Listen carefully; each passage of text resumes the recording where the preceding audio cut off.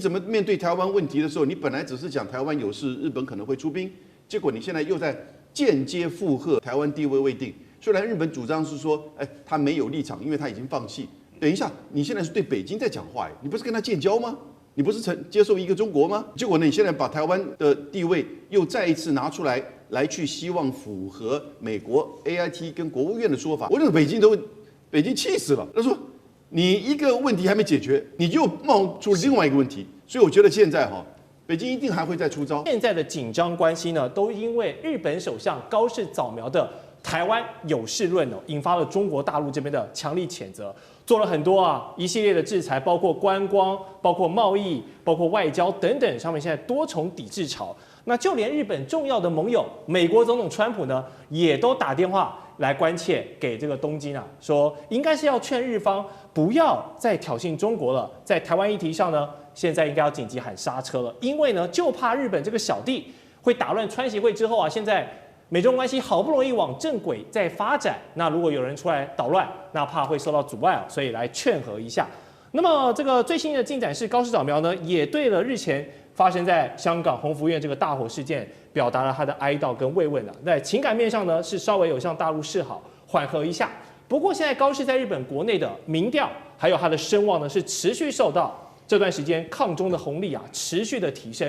甚至有不少以往对政治冷感的这些日本的年轻人他们都觉得说，这个新的首相好像不太一样很敢说，也很有想法，所以呢，他们也变得开始关注政治议题了，甚至有人觉得高市早苗很酷那觉得这个女首相很有魅力。所以我想先请问张教授，你怎么看高市他现在操作外部的矛盾，来帮助自己在国内内部的这个治理有加分的效果？但这是一把双面刃不只得罪了中国，如果万一把美国的仇恨值也拉上来了，中美轮流修理日本，他顶得住吗？我认为这个日本是想把美国拉住，然后共同来对付这个中国大陆。那高市早苗他这一招呢，会被美国看破西洋镜。因为这怎么看呢？因为毕竟中国大陆、美国、日本这个三边是采取一个动态的互动。那动态互动最后面会走到动态的平衡。那动态平衡，这个美中日在这一方面，我认为在日本来看的话，是有一些到最后面会有些吃亏。我们来看几个因素。第一个，美国跟中国大陆有一些相互的需要，在经济上、在国际上、在外交上。对，因为中国大陆是这个安理会的常任理事国，在这个甚至在区域稳定上面，中国大陆也扮了一个关键的角色。换句话说，美国在这一方面会对中国大陆这一方面，尤其我们讲到的最近讲到那个大豆要卖到中国大陆，一起年底到了，也需要中国大陆广大的农产品市场。那这样的话，美国就会对日本相对的约束，这个一定要这样的。因为美国不约束日本，那中国大陆对美国的这些我们讲的外贸上的需要，中国大陆大门会打开吗？它会有限度打开而已，并不会全面打开。那对美国的这个军具的需求来看，势必会受到影响。所以我认为，美国会因为这三个因素：国际因素、外交因素、区域稳定因素，还有我们讲的经济因素，会对日本有所约制。那第二个我们来看就是历史的因素。我们在二战的时候，日本不是光打中国大陆他打珍珠港他也发动在太平洋战役。太平洋战役总共美国损失了20万人大兵，这个都是宝贵的生命了。那唯一侵入到美国领土，包含我们所讲到的阿拉斯加，那个阿拉斯加，那个白令海峡，日本入侵过，日本还打过珍珠港，甚至日本还派潜舰攻击美国西岸，这个都有的。那这样的话是唯一入侵美国的。那这样的话，美国会不会有？美国或时就会想起这个事情，这个是历史的遗绪。但是因为你要翻旧账，这些都会弹出来。那这样看，那美国在这方面所吃的亏，要不要算这些账呢？我们还没有去讲到冲绳战役，所以美国对全世界也就用过一次原子弹，就是日本。就是日本，这是什么？这就是历史的因素。对，川普他当然会想起来嘛，这是历史的因素。那第三个，我们来看这个地缘战略来考量。地缘战略考量，我们知道日本在这一方面一直川普有讲有些盟国他比我的朋友还占的便宜还多嘞。日本一直在对美国贸易，我们叫粗糙。一直赚美国的顺差，就讲的就是这个嘛。你赚我的钱，还要靠美国去保护日本，为什么？美国在日本驻军54000人，他就想着我在保护你，你还赚我的钱，你都拿了好处，所以为什么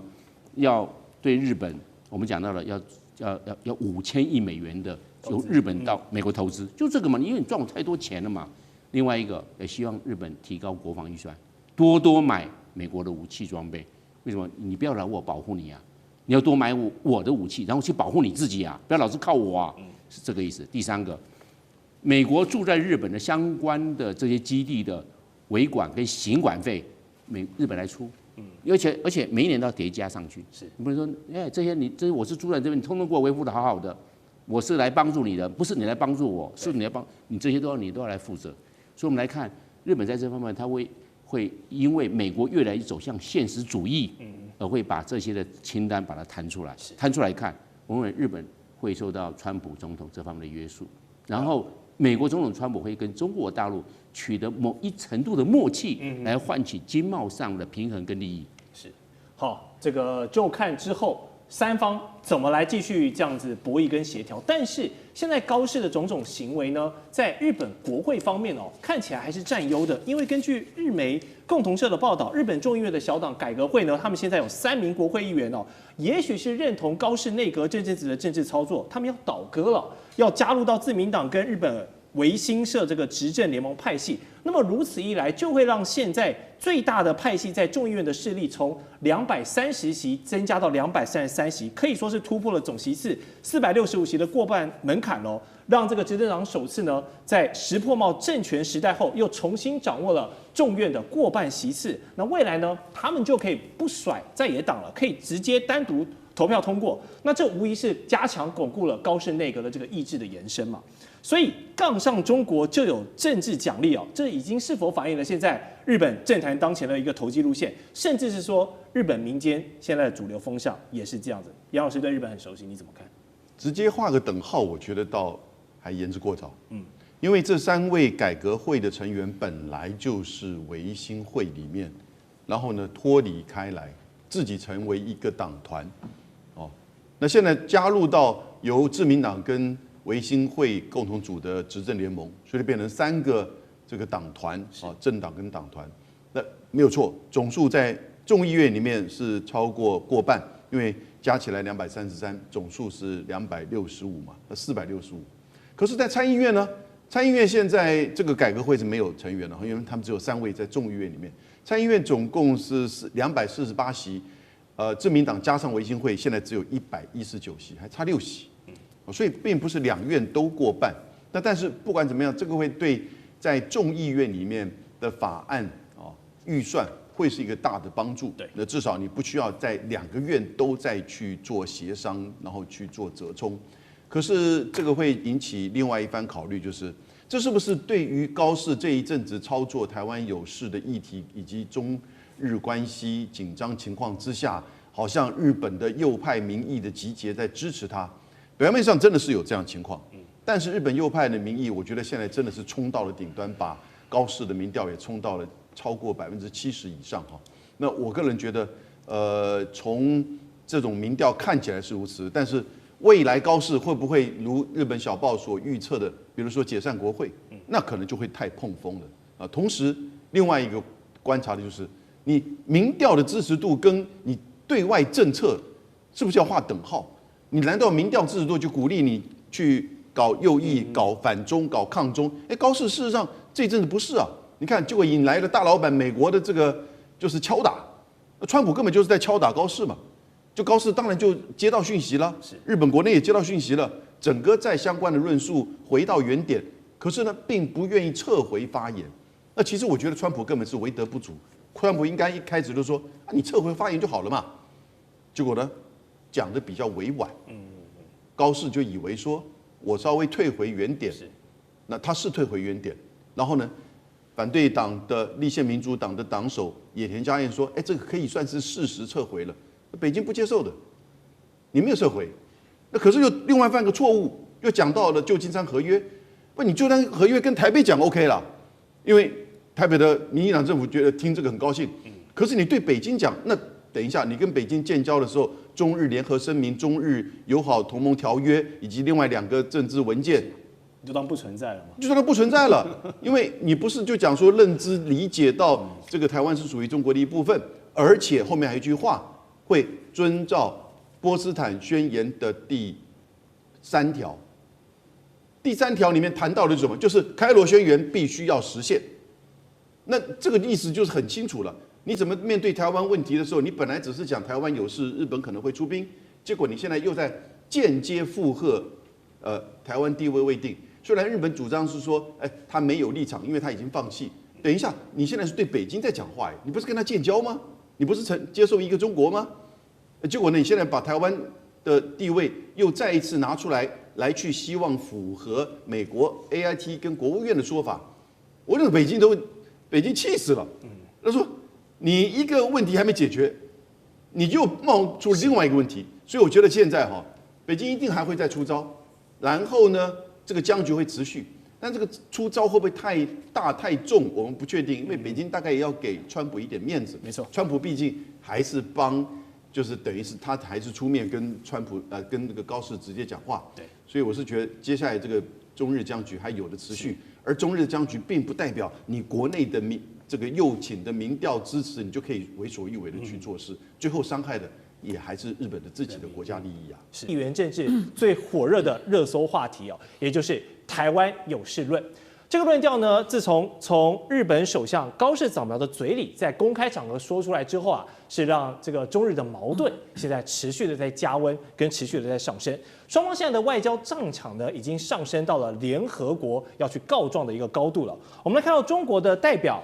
傅聪呢，他已经致函联合国的秘书长古特雷斯了，他要求高市早苗你要撤回这个台湾有事论，并且指控日本呢现在这动作频频，是不是对中国又发出武力威胁，没有学好过去这个军国主义的教训呢？那日本这边当然也是不示弱他们同样状告到联合国了。来看到这个大使山崎他同样是致函给古特雷斯，就做出了反驳，说日本呢没有要去发动武力威胁，只是在做一个被动的专守防御被动战略，可以说是双边各说各话，各有说法。那么北京手上现在的王牌呢，我们知道依旧是这个联合国宪章中的敌国条款。然而这个敌国条款究竟是一个历史的东西，它放到现在还有没有用？虽然说是对日本动武无需安理会的这个授权，很有想象空间，但是想先请教大宣委员这张牌敌国论是虚是实？一旦出招，是真的中国就可以去打日本了吗？我是不敢想象。但是如果真的东北亚打起来，第3次世界大战，我真的是感觉不远了。是所谓北京之所以要讲到的敌国条款不是说北京要立刻发动对日本的攻击，它主要要提到的就是说，一旦台海发生冲突，这是中国自己的家务事。如果你日本在这个时刻你要插一脚进来，那么我就可以有这个权利，在不告知联合国安理会的情况之下，我就直接对你发动攻击了。这就是他当时所引用要敌国条款的一个最主要的这个最主要要表达的意涵那我觉得敌国条款它其实是这一次的这个所谓的台湾有事论这个北京政府所采取反制措施的组合拳里头一环而已它并不是最主要的一拳其实中国大陆现在是打了一整套组合拳出来嘛。从第一时间我们看到要求航班取消，观光客退订然后接下来你看到的原本要开放的水产品，现在可能全面封杀，甚至会扩大范围。除了福岛的这附近的以外，其他的地区都有可能全面这个切断这个进口的可能。然后包含和牛，本来和牛的谈判现在也叫停。然后包含国际间的这个中日韩3国的对谈就外交上的一些这个会议也全部喊停。那你更不要讲说日本艺人在中国大陆的演唱会，所有的表演节目都喊停。然后你今天看到的是什么？是军演在黄海地区不断的在发动一波一波的军演。所以其实中国大陆手上的工具箱还很多它还有各式各样的工具。但是坦白讲，我认为这样的组合拳就已经够了那么现在虽然日本死鸭子嘴硬说，哎呀没什么了不起啦，日本观光客不来，还有台湾观光客那你赌看嘛，你看看日本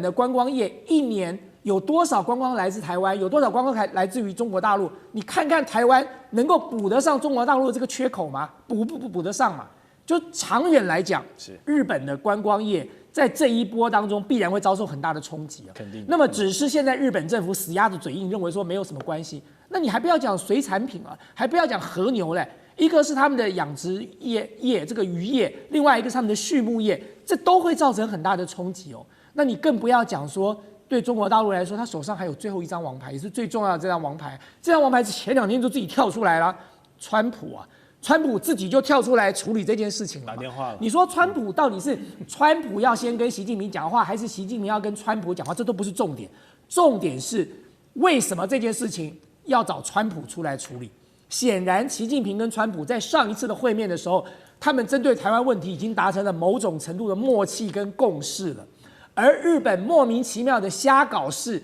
结果呢，把原本的这个默契跟共识呢，又重新搅得一团乱。所以对川普来讲，他当然必要跟习近平解释啊，说我没有玩2手策略哦，高市早苗是自己自走炮，他自己搞出来的，跟我一点关系都没有。另外一方面，他也希望把这个局势缓和下来嘛。所以呢，川普在跟习近平对话完之后，就立刻打给高市早苗了。就对日本来讲，他现在当然咬着牙不承认，他说没谈台湾问题，就只谈这个其他的问题，最好是这样啊。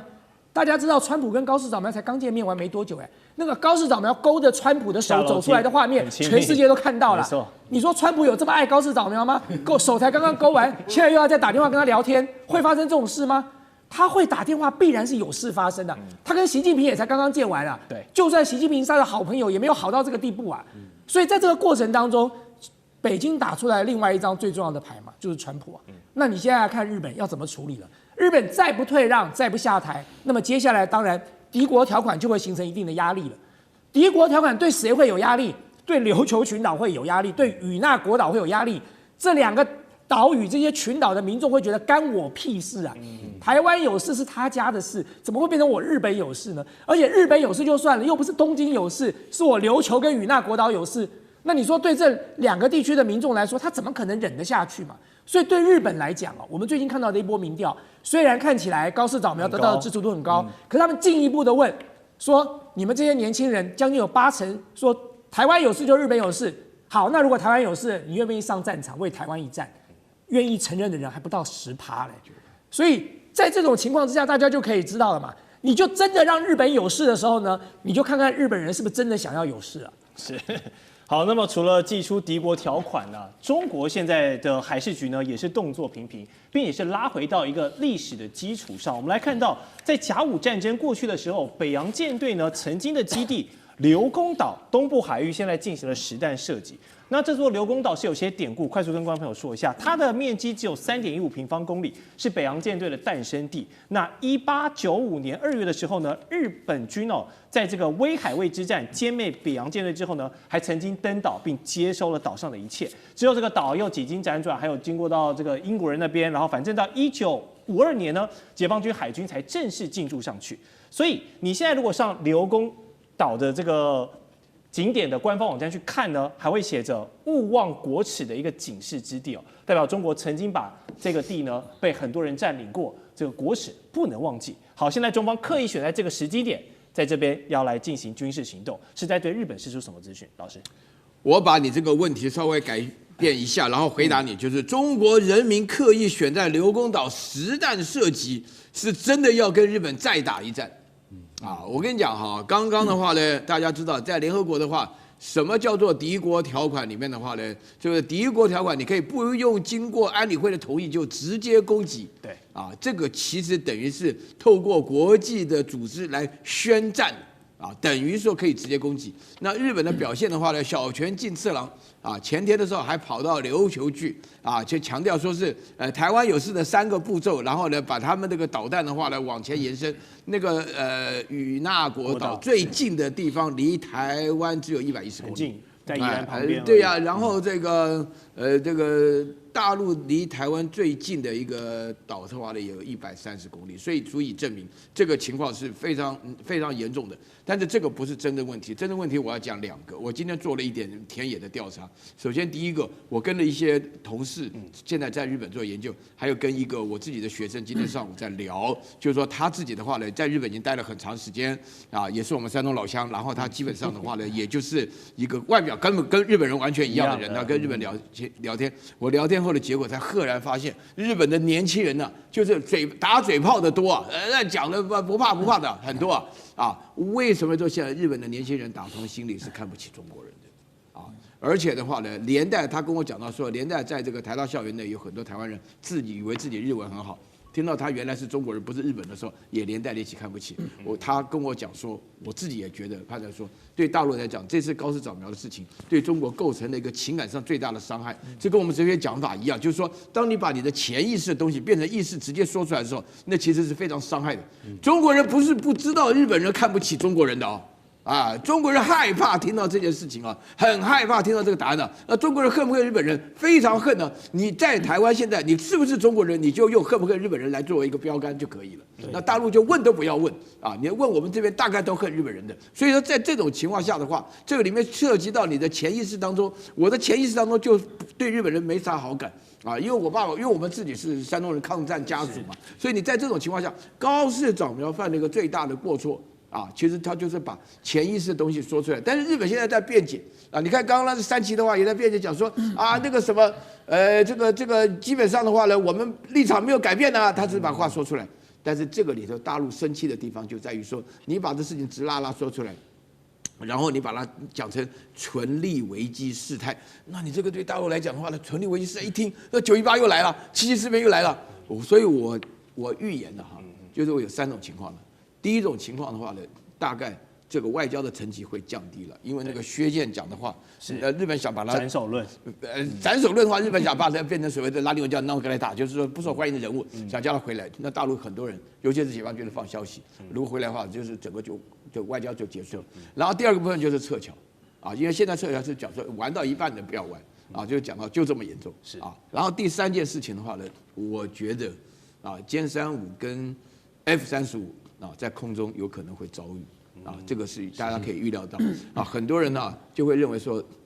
哎呀，大概慢慢就事缓则圆会降低，没有降低的情况，要降低我就不答应你搞成这个样子，你开什么玩笑？是好，岳老师做出了许多的这个判断，我们在持续要帮这个国际来持续的观察。那除了军事行动之外呢，现在在中国跟日本第一线老百姓感受最深的呢，当然就是经济跟贸易战，还有旅游战。我们可以说，因为这个现在中国人民抵制赴日本旅游的力道是持续的加强。我们看一个数据，截至24号呢，已经有多达12条中日航线取消全部的航班了。我们这边简单列出一些取消率最多的航线，包括天津滨海到关西机场，这是高达了65%那包括了南京飞关西、广州飞关西、浦东飞关西等等，都有明显的变动，并且你现在去东京的成田还是大阪关西这些主要的机场，出境大厅内，你都可以看到中国的游客，不管是留学生还是去玩的，还是去移民的等等都好，现在都已经有排队要回国的趋势了。所以如果少了这一块海外消费的群体，那日本我们都知道，从 COVID-19 之后赶上了这个低汇率的状况，他们的旅游业是非常的火爆，非常的热，出现了一波观光财跟这个红利但是现在得罪了这么大的一个海外消费群体，也就是中国游客。干哥，你觉得他们这个旅游红利要走完了吗？主力航线的上海到浦东武汉到浦东，天津到大阪然后那个武汉到大阪像这些主力航线呢，我就跟你讲，这是每天成田机场跟大阪机场都要去接的这些陆客，你知道那等于是说，这是变成一种什么？这种很常见的一种例行性的这个事物，对不对？对于他们那些机场来讲的话，都是每天都有大量的陆客来对不对？所以这对他们来讲，的经济是很大的依托。每年陆客为日本制造了90亿的观光财美金那每年到底日本跟大陆的双边经济到底是多少？3300亿美金。那在这种情况下，你说不重要吗？不重视吗？没有什么重不重视的。54万张预订机票，一天就退订，不可以聊，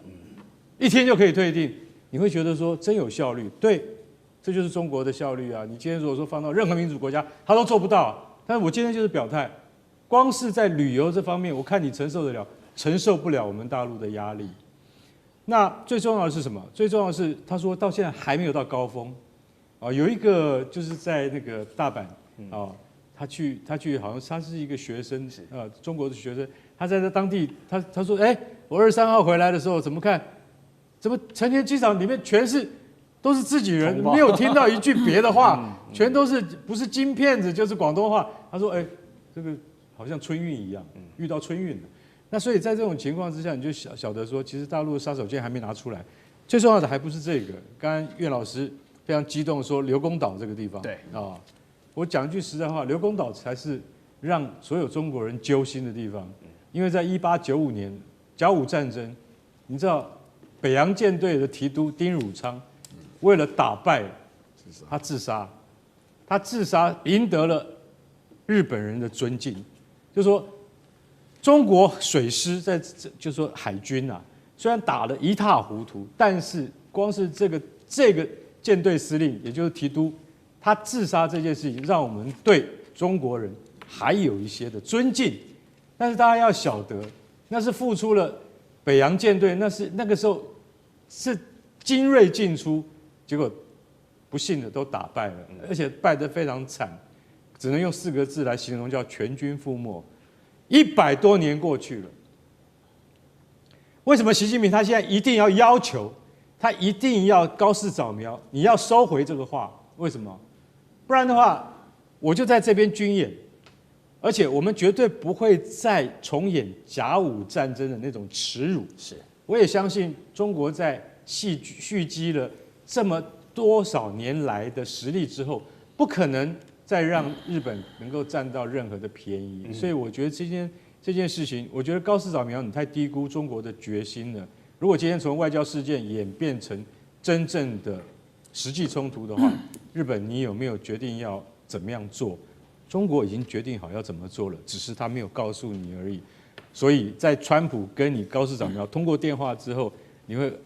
不是跟高市早苗，就之前啊，川普跟习近平通过电话之后，高市早苗发现说，哎呦，奇怪，川普怎么没有帮我讲话？怎么没有在这件事情上面去帮我跟中国缓颊？完全没有，川普完全没有提到这件事情。你就想要说，川普不要淌这个浑水。那如果川普不要淌这个浑水，是不是要你们日本自己去解决这个危机？那还是回到你首相的身上嘛，对不对？我就看这几天，如果高市早苗还是没有反应的话，中国的报复会更加剧烈。我们等着看。美中2位领导人呢，他们又通话了，这次是透过线上的通话，也是继2人在之前韩国的 APEC 峰会见面之后呢，这次是由中方习近平主席主动来跟美方联络的一场契机哦。那双方讨论了包括像是俄乌战争啦、芬太尼毒品的问题啦、黄豆啦，以及其他的农产品等议题。特别的是，新华社做出了一个报道，指出呢，在这次通话中，习主席特别强调了台湾回归是战后国际秩序的一个重要组成哦。那美方也是表达理解台湾议题对中国的重要性，但是没有进一步的去展开。那通话后呢，川普就说明年4月他将会访问北京。那同时他也邀请习近平主席在明年的稍晚呢，也去到美国看可不可以做个访问。所以双方是展开了一个良性的互动。那老实讲呢，美中间的关系因为受到整个贸易战框架的影响下，其实是非常的恶劣、非常糟糕的，一直到下半年开始才有所好转。那这一次由中方主动来联络美方，其实还蛮少见的。而且北京主动出击的背后，他们的目的是什么呢？有点耐人寻味。我们先请教介大使，你嗅到了什么样的一个政治算计？对，因为这个就跟德国之音的报道，他说这个中国大陆的领导人直接打电话给美国领导人，就是用4个字叫极为罕见。极为罕见。上一次是好像9·11事变的时候，江泽民打过电话。这个中间你看多少年了啊？那可见这个应该就我们的这个嗅觉来讲，应该是知识体大。知识体大。当然就是说，大陆发表的这个事后的新闻稿谈了很多点，对不对？第一个就是双方这个有一个共识，上一次的见面达到的共识很具体，然后呢又谈到了怎么样还要继续交往下去的一些原则。那其中特别提到，就习近平主席对川普总统特别说，台湾的回归是2次大战成果的重要组成部分。那直接跟美国谈台湾的问题。那而且中国大陆还特别写在这个新闻稿里面，是这里面就很有注意的地方注意的地方。那事实上的话，像德国之音他下的标题就是说这个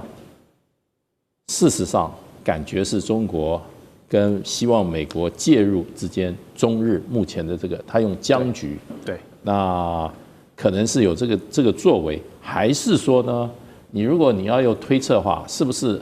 中国大陆要对日本做出下一动的举动是什么？先跟美国打招呼，或者说呢，中国大陆希望川普总统出面跟这个美国的跟日本的首相高市早苗做一个沟通，还是带有一个立场的沟通？那或者就是说，第三个就是请美国的总统，在接下来可能请美国的川普总统来做目前中日僵局的一个调解人，就你要给他一个目标对，那是不是如此？看不出来，因为川普立刻也在他的这个Truth Social 里面发了一篇文章，讲了很多，他就说我的好朋友我们打电话怎么样？这个大豆什么这些东西都是运展顺利那么双方可见双方的关系现在很好。那么我已经决定4月，习近平主席再次邀请我4月去北京访问。那么我也同样，我为了这个等于说怎么讲呢？回馈就是说那么我也这个邀请习近平主席在今年的适当时期到美国来访问，进行国事访问。那他没有提这个日本的事情，可是呢，很奇怪的这个电话打完没多久，川普自动打电话找高市早苗。对，这个就变成就是说，川普虽然没有提台湾问题，只有大陆讲台湾问题，那川普为什么会这个电话挂了以后，几乎是他那边应该是很晚因为他说是25号早上，而这个电话已经打了。你知道美国跟尤其华府跟我们这个东京或者这个北京时间是黑白颠倒的，差12个小时那他可能就连夜就打了这个电话可见他做事这个企业出身是见机理，风风火火的。结果呢，那这个电话目前美方保持缄默，对，没声音。可是高市早苗说了，他说川普主动打给他，是对不对？然后他说，川普还告诉我们是很好亲密的朋友，你以后随时可以打电话给我。那么那可是呢，对于里面谈了是不是谈了这个什么具体的问题或者说有没有谈台湾问题？高市早苗说细节不便透露，就这样子。所以不管怎么样，习近平打完电话给川普，川普立刻打电话给高市早苗，那可见重点就是在中国大陆跟日本的关系。是，所以我觉得很快，因为这个电话的话，川普会打的话，不会只寒暄这就是一定有什么样的立场，是或者有一种或者传话都不知道，那就看着现在这个要不然我们就看川普是不是有时间发一个这个 Truth Social 的贴文，看他怎么讲。另外一个就看高市早苗日本这边的会不会有什么具体的回应动作。是，没错。前段时间这个 APEC 峰会举行的时候，之前川普总统才陆续去访问了日本还有韩国等等。结果双方呢在上面还有互动，然后包含这个川习会在韩国的见面。结果才过了一段时间，双方现在又主动，应该说三方又主动打电话，中国主动打给美国，美国再主动打给日本。那我们就可以发现了什么事情？就是前段时间高市首相的台湾有事论引发了这件很多的风波，才会产生三方的领袖这么密集的又联系。虽然三位大人物讲了什么，我们电话那头是无法得知因为不会通灵术。但是尚志哥，你觉得这次这样子三角关系连来连去，我主动打给你，再主动打给他，不管他们谈了什么，川普对高市的态度，应该说台湾有事这个发言，你觉得是褒还是贬？现在我们看，主要我们来细来算一下时间因为这2通电话都是太罕见了，非常非常罕见，所以我们必须要把它的时间序。首先呢，我们已经确定习近平是在11月24号的深夜，非常深夜为什么这样讲？因为习近平一打完电话，在新华社马上就发布了这个部分的消息。最早美国还没有新华社发布，所以呢之后我们再看，在接下来的部分是川普打给这个高市早苗是什么呢？它是富士新闻网的一个独家消息。富士新闻网独家消息大概约莫6、7个小时之后的，也就是我们今天录影时间的今天清晨。那有这个消息之后呢，所以日本的媒体都蜂拥的去问高市早苗。那高市早苗大概是今天早上在台北时间的10点、11点的时候是接受访问讲这个话，所以我们推断的部分是习近平打给川普的部分是在24号的深夜，已经接近晚上12点，所以作为美国当然是在白天上班的时间上午，所以川普应该说在6个小时，甚至如果估算了粗一点，10个小时之内就打了。这个部分其实你看，无论大家现在都避开，那但是我们看在北京的官媒有具体的提到。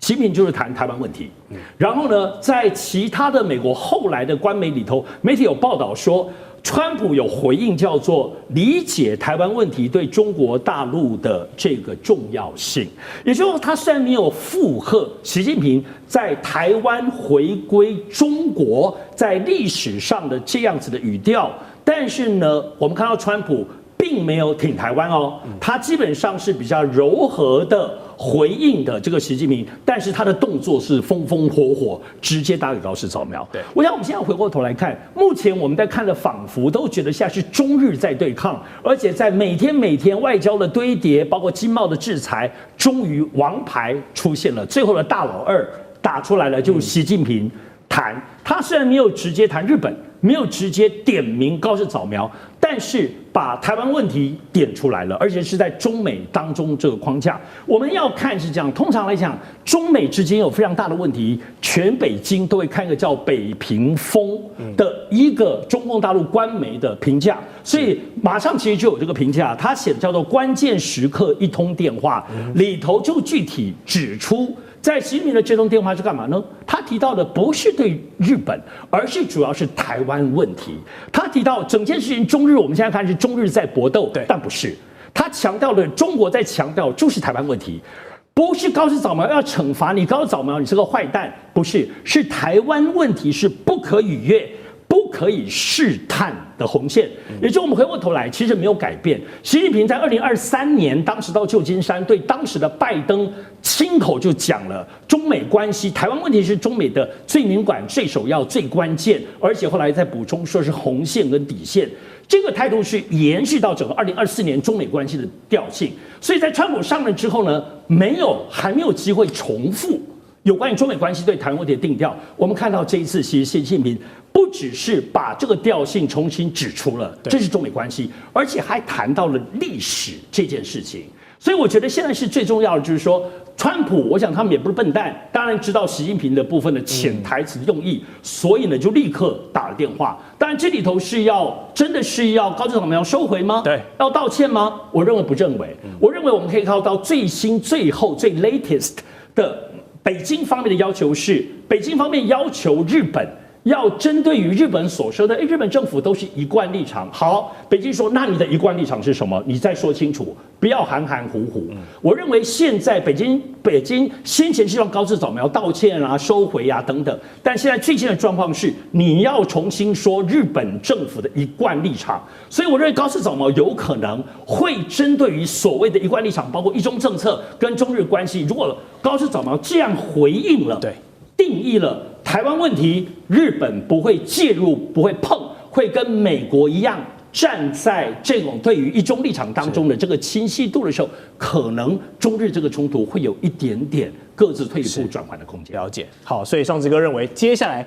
高市首相的态度就很关键了，看他这2天会不会再有一些额外的补充跟跟进。我们再看到同样是一个专家的视角，是来自华府智库德国马歇尔基金会的印太计划主任。这位对台海局势也非常了解的专家葛莱伊，他也分析说，川习这次通话呢，是正值美国针对结束俄乌战争提出这个28点和平计划，很快就做出了一个通话。那川普很可能为了寻求战争结束也透过习主席打给来的电话呢，顺便来问一下，有没有办法来一起帮助这个劝和俄罗斯劝和普丁毕竟这个中俄关系如此之好，这一起来劝效果更好。那《纽约时报》也分析作为互惠，那习近平当然也可能提出，我可以帮你劝俄罗斯，当然你美方当然也要跟我做出保证，在台湾问题上你的态度是什么，或者是我们在关税贸易上你是不是能做一些让步呢？等等的。所以这28点和平计划一经公布之后，我们虽然看主要的4大势力，包含乌克兰、包含俄罗斯、包含美国、包含欧盟，都在针对这个28点在做一些删删减减、改变，改到19点等等，我们节目也会讨论。但是中国看起来是个局外人，但特别是能够透过这份计划的表态，跟美国这边来换取一些利益的机会。干哥你怎么分析？葛莱伊讲的没有错，其实你看俄乌的问题，你认为说中国是完全使不上力吗？不，中国其实对乌克兰跟俄罗斯都有相当的影响力，一定是的。所以在这28点的和平计划里面，你仔细看啊，其实老实讲一句，乌克兰是不高兴的，为什么？那根本就没有达到他们的要求嘛。对，领土的要求拿不回来。其实美国你的这28点计划，老实讲一句，是有一点软性的要求，乌克兰要接受，包括你进不了北约，讲清楚了。然后我们北约的军队不会住在乌克兰，那只会就派战机住在最近的波兰啊。然后所以说你现在的这个兵力啊，还必须限制在多少？限制在60万人左右。像这些对乌克兰都不是好消息。那乌克兰必须要接受啊。等一下我们会讨论，在这种情况底下，这28点要求，其实你要让这个美国来说服乌克兰不够，还需要中国来帮忙，因为中国其实蓄势待发。我们早就说过了，乌克兰未来的重建，中国早就已经准备好要怎么帮忙，在各种方面帮忙，实质的协助、贷款协助，真正派专家去协助他的重建。所以大家要看远，看得深一点，就是说，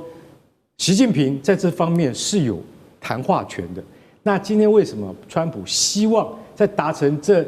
临门一脚而不要功亏一篑的和平计划，能够让俄乌双方都能够签署？所以说一句实在话，习近平他是会有很大的作用跟影响力。但为什么这个时候变成习近平他反而是跟川普的电话热线之中，他要求对于这件事情，刚上次讲的没有错。其实老实讲一句，台湾问题就是底线，你不要跟我讲那么多。川普先生，请你支持我这一点，我没有要惩罚高市早苗，但是你一定要让他知道这件事情没有讨论的余地。我作为中国国家主席10多年了，如果今天台湾问题我还守不住底线的话，那我没有办法面对我的国人、我的民族，所以我相信习近平他一定有讲的这些话，所以这件事情在外交上面会掀起多大的波澜，你自己心里应该很清楚。川普，我跟你讲，越来越会怎么样？对于两岸问题变得保守，越来越不敢承诺，因为他现在表面上只会讲他们之间的中美贸易的那些问题，他绝对不会谈到台湾问题，而且中国也讲了一句话。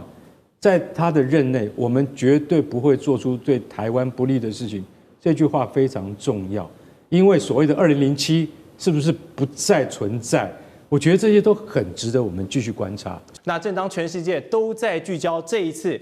中国总理李强还有日本首相高市早苗他们在 G20 上面会不会有一些破冰的互动呢？那结果是这两个人连最基本的礼貌互动都没有。来，我们请导播来带一个画面来看到这一次很明显呢，对比之前高市他是开心迎接川普总统，两人又是挽手下楼梯啦，又是有说有笑。这一次他跟李强呢可以说是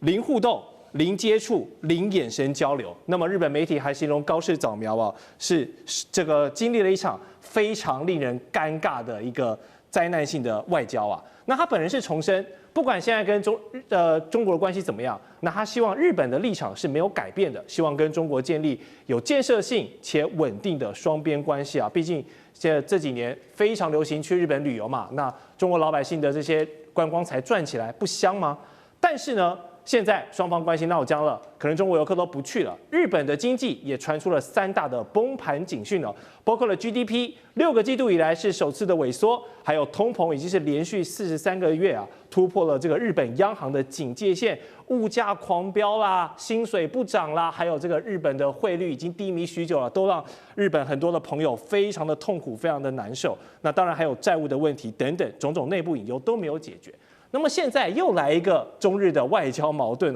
那高市鲜明的立场我们都知道，但到底为何他要在这个节骨眼上感觉不惜跟中国硬碰硬呢？我们先请教杨老师。其实日本现在整体上看起来经济层面大家的感受真的是越来越严峻。10月1号很多开始很多的物价都在调高，可是生活上基本上这几年都感觉上没什么太大的变化。那因为观光以及服务业的这个提升呢，使得街头上观光的这些景点其实是很热闹了许多。对，我觉得接下来这个影响会是长期的，也就是基本上日中关系、中日关系都难以止跌。关键一方面，高市现在人气很旺，好几个民调从65%、69%到最近的读卖新闻出来72%。那当然，读卖新闻它有一点机构效应了，因为它是比较保守的报纸。可是你问到对于经济、对于各个层面的这个表现，高市的政策的满意度如何？目前我觉得都还是停留在蜜月期。可是对于就是中日关系的这个看法，大概是在读卖新闻是56%、25%啊，这个跟共同社做的48%、44%，就有差别。那当然就是赞成跟反对。特别他在国会讲的话，以及中日的这个互动的关系，所以以现在看起来，我觉得他在民粹跟支持率上，他其实是有恃无恐。他觉得他现在已经跟过去日本曾经最辉煌的小泉内阁时代的这个民望一样高，因此他不需要去改变任何的这政策。那另外一方面呢，当然他代表的是这30年来，他1993年从政进入政坛。到现在为止，他站在的是比较保守右翼的立场，也一直都没有改变。其实，他所参加的谈话会以及相关的这些团体，对于修宪、安保3法、集体自卫权、美日安保，甚至安倍后来提出来的台湾有事、日本有事，都做过一些讨论。而这有它的一个整体的关联性，在法律上、在政策上，在日本要如何成为一个正常军事大国的这种战略论述上。所以我觉得高市讲出来的话不是他突然的，是他一直有这么坚信。也许那是在质询当中，他自然的就讲出他坚信的话。他讲出来当然就不可能收回去了。一方面这个民意高啊，民意高3个原因呢。第一个，他抓住了美国，他抓住了川普，是，日本人觉得这个是做的正确。第二个，右翼的媒体跟一些网络的右翼不断的在支持他，在捧他。所以大家其实反对他的声音并不是很明显的出来，虽然都有一些这个过去的首相啊，还有一些政治人物，还有一些学者有讲话。第3个当然也就是他发钱嘛，经济上这就没什么问题了，拿钱就开心，对不对？那不像我们这个普发1万，搞了半天，搞这个终于才出来。那出来之后，民进党的立法委员在那边这个表态，好像说他们的功劳。那他不是，他主动就发2万了，对不对？所以呢，这个就大概是川普也现在看到他这个效果不错，可能接下来也要发个2000块美金哈。所以现在政府这种搞民粹，然后呢剧场比较极端的民族主义式的，几乎大概都是这个样子。所以你说他什么底气？就这是在民调右翼以及在他的就是整个这个跟美国的关系上，他这个底气还目前看起来还有一段时间。我个人认为中日关系其实这个恶化很难止跌，大概在高市的任内大概不容易有太大的变化。是，好，说到日本的这个问题这几年日本的利率有多低迷，大家都很清楚，每天都是甜甜价，所以也吸引了包括大中华地区的游客，甚至全世界的游客，这几年都疯狂的去日本旅游、购物、去消费。但现在，中国大陆不鼓励大家去玩喽，减少观光团，减少你的航班，邮轮要改道，香港还取消了一些学生的活动等等，让日本的观光产业呢，顿时是失去了一个最大宗且稳定的海外消费群体那也就是中国游客。而且这只是中方我先不买你东西，不去你家玩的轻微反制了。要知道他们对付美国的这个大绝招，我的稀土、我的原物料出口管制限制，这些都还没有对你日本拿出来用，那你就已经先感受到经济上的压力了。那俗话说，少赚钱比赔钱更痛苦感觉现在日本就有一点这样的感觉。所以他们在 COVID-19 之后，积极的盖了非常多的新的饭店，非常多的这些观光的相关设施，就是为了迎来全世界旅客嘛。那现在中国游客不来了，那这些设施跟企业当然也会受到一些营运上的压力。那舰长认为这波抵制潮会不会造成一些倒闭的后果？一定会的因为我们之前所看到的，也就是有关于水产品的部分，可是那个只跟这个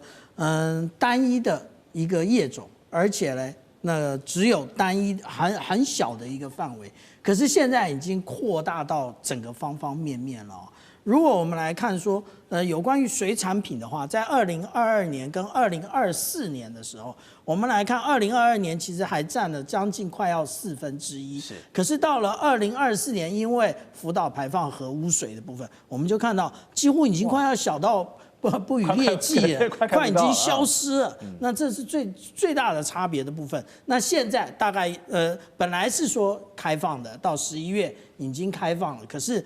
现在又回到以前，是不是又要回到这个几乎快要不予列计？这是很重要的一个部分啊。但是其实中国、美国、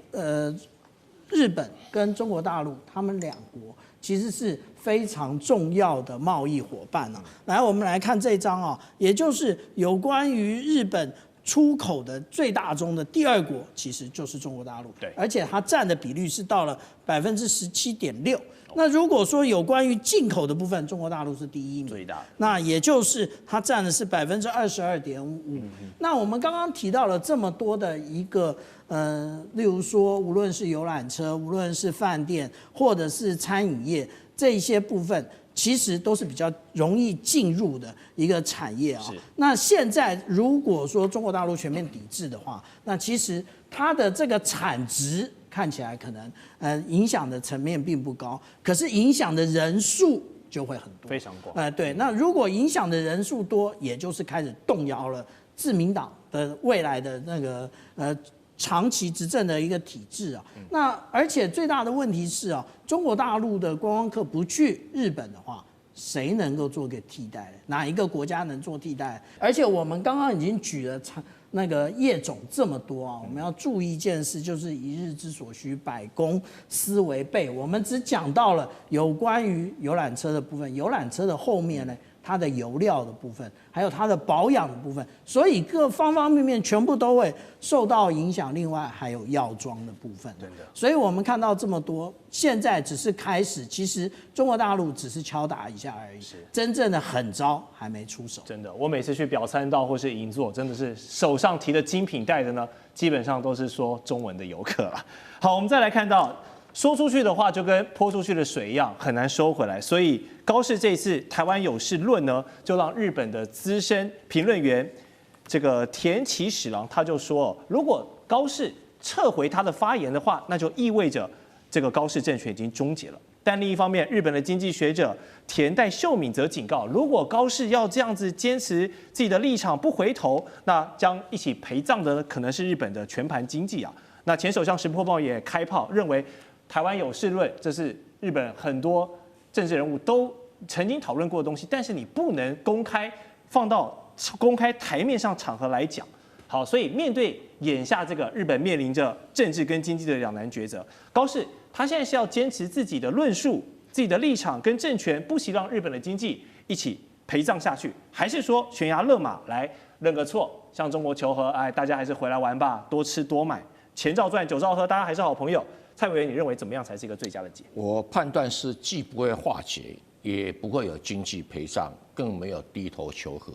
这是一个中日双方最关键的战略利益的较劲，也是高市早苗讲的不是一个话，他只是把一个日本的核心的政治状态，像冰山一样浮出水面而已。所以刚才杨教授我特别提到，他有70%的民意支持。我为什么要退？你要知道，在这种西方式的选举政治底下，我有民意，我就有选票。那其他的，如果政治压力、经济压力，甚至军事压力，没有办法使我的民意退潮，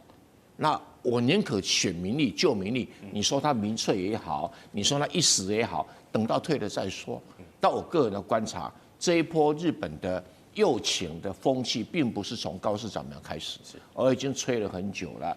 就以2021年来讲，日本自卫队已经规划在台海周边从事军事活动。解放军知不知道？知道。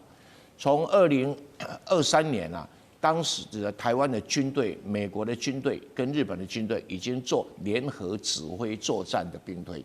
这什么意思？就是大家都在准备。那中国大陆知不知道？当然知道。也就是说，只是把一个本来大家都不想掀开的锅盖，高市早苗可能是不小心的，是可能是刻意的，可能想要做一个压力测试，这样丢出来，端上台桌了，端上台桌。所以中日之间的核心利益已经进入一个浅水区，还没到深水区，相互给的压力测试。这个压力测试会不会使得日本的经济崩盘？我认为不会，因为日本的经济并不是建筑在观光业上面，所以观光业也许产生很多失业啦，产生很多退潮啦，表参道啊，或者等等啊，会很多购物人潮会衰退。但是这不是日本经济的主轴，日本经济害怕的是它的汽车卖不到美国去，这个还比较实际一点。所以整体来讲，他在接受日本经济的测试，一样的道理，中国大陆也在经历一个跟日本脱钩锻炼的经济测试所以双方面的压力测试已经开始了。再来政治上了，中国大陆一连串的行动，不管是在国际法上，在国内行动上面，在这个所谓方方面面的军事准备方面，中国大陆也在给日本压力测试，相对的也给自己压力测试。但是不管如何，高市早苗作为一个选举的政治人物，一定是以保住自己的政权为优先。是日本经济以后再说，日本政治以后再说，外交更不是问题，这个不会是政治有考虑的重点。所以他现在因为他的民调已经高涨到了一个非常高，以及不太可能再高的阶段，前所未有的高度。他为什么现象呢？他当然不可以逢高杀出嘛，所以他现在就装乖、装无辜、装没事，然后看你中国大陆怎么办。而中国大陆自己也要负起相当的责任，就是他把日本右派的起来没特别的注意。是为什么没特别注意呢？我来举3个例子就好。2024年9月25号，日本自卫队的驱逐舰叫沙扎纳米通过台湾海峡第一次，解放军没吭声。2025年2月4号，日本驱逐舰 Akizuki 通过台湾海峡，中国大陆装作没看到。今年2025年6月12号，日本驱逐舰 Takanami 也通过台湾海峡。那日本的驱逐舰通过台湾海峡，跟其他国家政治有没有不同？你现在就看出不同了。所以中国急着要去引用联合国宪章里面的所谓敌国条款。对，为什么？亡羊补牢。所以前段时间轻忽了日本右派势力的崛起，是纵容日本的军舰可以打着这个自由航行的口号通过台湾海峡。这本身没有把它解读成右派势力对中国的挑衅，以及对台海战争的准备，而把它解释成跟美军、跟其他舰队一样，那就一个很大的失误。所以中国大陆也要面对自己的压力测试。未来如果有日本军舰再通过台湾海峡，你是不是还是一如既往？现在中日之间的关系真的是如履薄冰，而且中国商务部有最新的警告，说日本呢不要一面想赚钱，但是一面伤害人，所以不排除说会进一步的经济胁迫。我们就来看到，毕竟呢，日本首相其实高市早苗，哇，这段时间发生很多事，但是他上任才不到1个月，先是抛出了台湾有事论，那还有包含现在说2战以来的非核3原则，他锁定了第3条，不引进核武，那等于是说为美国在日本可以部署核武直接开绿灯。其实现在呢，这一连串的操作，您从图卡上的右半部，你也可以看到，包含了日本的前4位首相，现在是齐声批评哦。鸠山由纪夫跟野田佳彦他们是在野党，那岸田文雄、石破茂自家人自民党现在都不挺了。我们就来看到呢，杨老师您怎么分析说高市早苗其实他现在态度踩得非常的硬，甚至引来现在中国也下了这个最后通牒，但是他上任才不到1个月，然后4位首相悬崖勒马，但是高市会收手吗？其实高市在去年2024年9月，大家还记得吗？他当初就跟石破茂竞选自民党总裁，他输了，石破茂做首相，但是石破茂2次的选举都败了，因此呢，他下来，高市上来。那高市上来作为日本第1位的女性首相，但是呢，大家也都知道，他一直以来对于就是战争的议题，对于安全保障的议题是相当的保守，甚至右倾。那去年9月的时候，他就在竞选过程当中曾经提到，台湾如果遭受到封锁，日本将面临到存亡事态危机。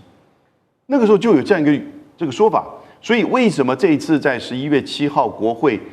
反对党的立宪民主党的冈田克也，他也做过外务大臣，他就拿了这一段文字，你讲过的，你现在做首相了，你是不是还这个立场？所以高市就跟他的一个对答当中，就把更具体的说，如果战舰发动战争，则日本出现存亡危机的事态，因此呢，就会启动安保3法当中的集体自卫权。这个其实让美国都很惊讶，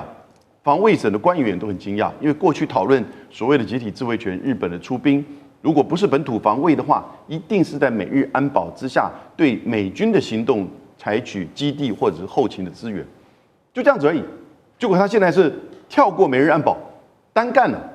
那这个东西当然就引起很大的这个质疑。那我们后来才了解，原来他这有个布局的，他的布局其实就11月20号，自民党里面他要求安全保障调查会开会，要修改安保3法。为什么？因为这里面定的非核3原则，而且要去提高军费，提早提高军费倍增，同时呢，可以去开放攻击性武器的出口。所以这几个要件，4个要件都在20号的时候讨论。那因此呢，就引起几个首相，那岸田文雄，甚至他自己内阁的防卫大臣小泉进次郎也说，非核3原则不可以动。那这个我觉得很难，因为非核3原则在日本是很根深蒂固的。可是21号的时候哈，我这边看到最新的这个发展，现在时间是11月21号的下午。那他在中午的早上的时候接受访问，因为22号他请人去南非参加G20的会议，那可能碰到李强哦，但是中国大陆说你不要来，请你自重。好，但他被问到说，你跟中日之间的战略合作伙伴互惠关系，他说这些都没有改变。还记不记得他在釜山会议的时候和习近平见面有谈到这一个？习近平不是很情愿的跟他握手了哈。那但是呢，果然他回来，你看就讲这些话。可是他说日中，从日本讲到日中啊，日中战略和互惠关系啊不变。那这就表示他的政府的立场。记者又在追问，对于11月7号你讲的台湾有事可能构成了存亡危机事态，那他的回答是，政府的立场是一贯的。至于哪些情况属于适用范围，将依据实际发生的个别具体情况，由政府综合所有的资讯进行判断。他11月7号讲这个话就没事了嘛？他现在回到了所谓一贯，因为从1960年代开始，日本有关于台湾的问题就是事态概念，那这种假设性的问题，我们会真的发生，我们再做判断。是好，可是呢，他当时就不是这样子了。是，但是他没有撤回11月7号的发言，所以呢，基本上北京方面接不接受，我们就很难判断。所以杨老师非常精辟的分析。那厉将军您的看法呢？如果高市早苗他想要改这个非核3原则，在日本，这是日本2战以来的国策，真的有可能过关吗？因为包含了现在连自己人都跳出来说，这个就是不能动的。我想今天早上这个有一个全人类对这个要改，我个人是觉得是非常危险的一个讯号。这个 F-35战机，美国居然研发出 F-35战机可以携带的核子弹，叫做 B-61-12，这款的核弹。那以前我们都认为核弹，这个都要挂在所谓战略导弹上面、洲际导弹上面，或者是轰炸机上面，或者是核潜艇、战略核潜艇才能够发射。但是美国现在居然可以用5代机携带核弹，这是对全体人类来讲是何等悲哀的一个讯息。那大家试想想看，如果日本它本身就有 F-35战机，那美军在这个日本的本土也驻有 F-35战机，那如果说在日本的本土上面有这款导弹的话，它 F-35战机它的攻击范围可以包括到俄罗斯，包括到北韩，包括到中国大陆。你认为这3个国家可以容忍吗？如果说是它都随时有这个核弹的威胁这就是为什么之前日本的几位首相，你必须要讲政治家跟政客的不同。政治家他是眼光看得比较远，他知道一件事情，其实到现在为止包括俄罗斯，包括到中国那其他的印度我不讲了印度、巴基斯坦这些永和国家，他们的核政策我不了解，但是包括俄罗斯，包括到中国都曾经讲过一句话，他们核武的使用原则来讲的话，他不会去攻击无核的国家。就是说，如果说你没有核子武器，我不会用核武去攻击你哈。那当然，如果你日本如果说拥有了核子武器，那是不是让你周边这些永和国家，包括到俄罗斯，包括到朝鲜，包括到中国，就有名正言顺的理由可以用核子弹来对你攻击？我们之前有一个笑话哈，当然全世界列数所有哪一个国家有多少核弹哈，这个美国有多少枚，对不对哈？俄罗斯有多少枚？这2个国家是最多了5、6千枚哈。那中国是600枚，那日本有几枚呢？日本是-2枚哈。为什么-2枚？因为它已经吞了2颗了啊，它之前也吞，所以大家把它开玩笑说它-2枚。难道你日本来讲的话，经过长崎、广岛那次来讲，你是无核国家，但是美国照样去干你，那坏的是美国那个国家，不是其他的国家，不是中国，也不是俄罗斯。所以我希望日本来讲的话，应该认清楚这个事实是这样。你有了核子武器，对你来讲是祸不是福，因为让你周边的这些永和国家就有名正言顺的用核武器来打击你。因为我会担心你啊，你现在如果里面你自己有一架 F-35战机，随时带个核弹就丢到我的这个国土上面来讲，那如果说打仗，我一定是互相保证毁灭，我一定要先将你核武摧毁掉啊。那所以说，我觉得高市早苗哈，但是高市早苗如果现在他这个一厢情愿，他一直向右靠，继续向右靠，继续向这方面来讲的话，我觉得以他来讲，既然已经提出来，而且今天很不幸的，他自民党里面的会议里面已经通过了要拥有引进可以引进核子武器，或者是有核的这种载具，包括核潜舰哈，包括到这个可以带核弹的战机哈。那如果说你的自民党你已经会议的通过，只等待明年来讲由国会来通过，那你自民党如果现在其他是在野党如果说不阻止这个法案来讲的话，它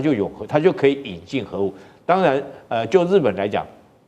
他希望将自己置于一个核保护伞，美国的核保护伞之下。其实这种心态跟这个韩国是一样的哈。可是我觉得，虽然说他这个北韩拥有核武器，所以韩国也希望说他可以在美国的核保护伞之下。但是毕竟来讲，南韩跟北韩他们是同一个民族。但是如果说南韩跟北韩现在来讲，他们这个虽然说彼此是敌对国家，但是他们有一个共识，你知道，就是打日本是他们这个南北韩的共识，这是这个民族之间这个恩怨情仇很长的恩怨情仇所造成的。所以我觉得日本来讲，现在高市早苗哈，他既然已经提出来，而且自民党也已经通过这个法案来讲的话，极可能在未来的日本国会里面会通过。可是对日本来讲，到底是福是祸，是不是真的能够放在美国的核保护伞，还是将自己置于核攻击的威胁之下？我觉得这个高市早苗跟日本的群众应该仔细三思，尤其日本的在野党应该要有更远大的眼光，而不能随着高市早苗在那边这个继续向右倾，继续向右靠哈，将整个国家带到危亡的这种境界。好，确实，现在外界也在分析说，为什么高市这么要急着引进核武呢？认为它其实是源自中国的核威胁升高。我们就来看到图卡当中的右下角，这是美国智库战略暨运算评估中心的资深研究员，他说，日本最忧虑就是中国的核战力增强，尤其是中程弹道飞弹。这个射程虽然不到美国本土呢，但是覆盖了日本跟关岛。包含了东风26、东风27，还有新研发的惊雷1空基远程核导弹，其实都是针对亚洲地区主要目标的高精度攻击武器。请到张将军的专业来看，中国这一些高精度的导弹群，它对日本的威胁到底有多大？我认为这些不管东风26或东风27，它都是中长程的弹道飞弹。日本它只有战术武器，它没有战略打击能力。日本有没有核弹？没有。它有没有长程的或者洲际的弹道飞弹？没有。它有没有核子动力的弹道飞弹潜舰？没有。它都是战术型的。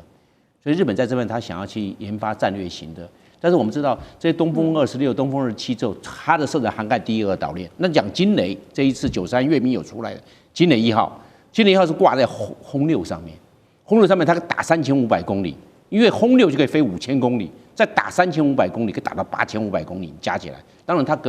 它打第1跟第2岛链，它不用出海，在内陆就可以发射。那惊雷它飞得够高，要够高，因为它的从位能换成它的动能速度，就往前面这样子飞。这是惊雷1号。所以这样来看的话，日本想要发展核武，它考量到3个条件。第一个就是我们所说的，它的你要多少数量？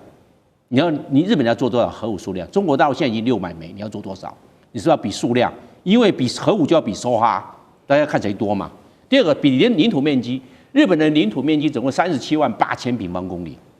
中国大陆的领土面积总共是960万平方公里，所以中国大陆的领土面积是日本的25倍，它就25个日本就对了，你25个日本加起来，因为打核武大家是相互毁灭嘛，但是我大啊，你要丢得多啊，你小我通通集中，所以这个领土面积日本也吃亏，刚才讲的数量就已经吃亏了。第三个，我认为日本还有个短板，日本人口集中，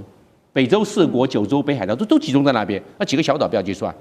你都集中在那边，而且它高度城市化，打那个几个重要城市就人就毁灭了嘛。人土过度集中也是日本的短板，所以日本的短板多。另外一个，日本如果发展后会牵动地缘战略，南韩要不要发展？你有了，北韩也有了，俄罗斯也有了，中国大陆也有了，那么就南韩没有，南韩要不要？他一定要发啊！他说你们大家都有，就我一个人没有，你们全部都有。南韩这地缘战略就不变，而且俄罗斯会把它战略核武部队往东移，调到勘察加半岛，调到库页岛。为什么？你日本开始搞核武了，我能够不准备吗？会有这样子地缘战略，不是光只是牵动南韩发展核武，包括俄罗斯都要牵动，他可能都要做一个机动的来调整。为什么？你发展核武，我不能不准备，是这个样。所以我们来看呢，从这方面各种来做评估，日本想要发展核武有能力，但是它的风险要做评估。日本现在有47公吨的钚是我们知道原子弹是核裂变，你氢弹是核聚变，那它现在做核裂变呢？做一个原子弹要多少斤钚？30公斤一颗，47公吨可以做1500个，可以做100。它的小部分是放在日本，那绝大部分是放在法国跟英国，他们是盟国嘛，他们自己是朋友嘛，放在那边拿进来，要做就拿进来嘛。它总共现在日本他们通通加起来47公吨了，有没有动？没有啊，它现在还是3不原则。所以我讲，发展核武是有地缘战略的风险，日本要考量利弊得失。你不要因为因小而失大，为了做核武而造成日本的这种更造成地缘战略的晃动，那会造成它的风险很高哦。